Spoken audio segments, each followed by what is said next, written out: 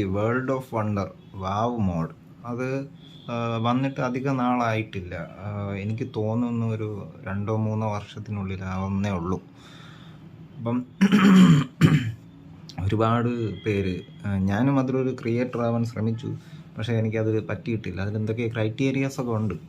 അപ്പം അത് ചെയ്തവർക്ക് അവർക്ക് ക്രിയേറ്ററായിട്ട് അവർക്ക് ഒരു മാപ്പ് ക്രിയേറ്റ് ചെയ്ത് ഇങ്ങനെ കോഡ് ഷെയർ ചെയ്യുകയും അതിൽ പ്ലെയേഴ്സ് വന്ന് കളിക്കുകയും, ഞാൻ വേറെ 1-2 വാവ് മാപ്പ് കളിച്ചിട്ടുണ്ട്. ഈ 2v2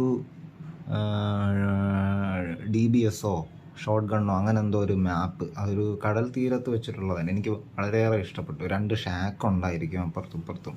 നിർബന്ധമൊന്നുമില്ല, ആ ഒരു ക്രിയേറ്റർ അങ്ങനെ ഡിസൈൻ ചെയ്തതാണെന്നേ ഉള്ളൂ.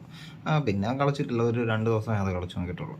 അപ്പം അതുപോലെ ഒരുപാട് ഉണ്ട്. ഒരുപാട് അവർക്ക് ഡിസൈൻ ചെയ്യാൻ പറ്റും, അവരവരുടെ ഇഷ്ടത്തിനനുസരിച്ച് ഡിസൈൻ ചെയ്യാം. അപ്പം അങ്ങനെ അവർ സെറ്റ് ചെയ്ത് വയ്ക്കുന്ന ഒരു സെറ്റിങ്സാണ് ഈ പറയുന്ന ആ ഒരു UCയുടെ വലിയൊരു ഡിസൈനിൽ ഇങ്ങനെ ചാടുമ്പോൾ ആ UC ആ പ്ലെയറിന് കളക്ട് ചെയ്യാൻ പറ്റുകയും, പിന്നെ ചില ആൾക്കാർ ഇതിൻ്റെ അവസാനം ആ മാപ്പ് കളിച്ച് തീരുമ്പോൾ ജയിക്കുന്നവർക്ക് UC ഫ്രീ ആയിട്ട് കൊടുക്കുകയും ഒക്കെ ചെയ്യുന്നുണ്ട്.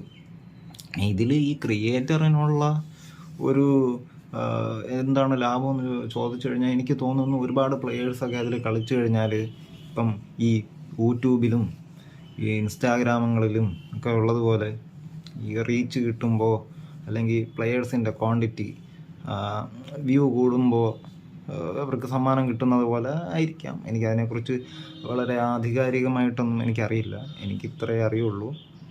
അപ്പം അത് സത്യമാണോ അല്ലേ എന്നുള്ളത് നമ്മൾ നോക്കി തീരുമാനിക്കേണ്ടതാണ്.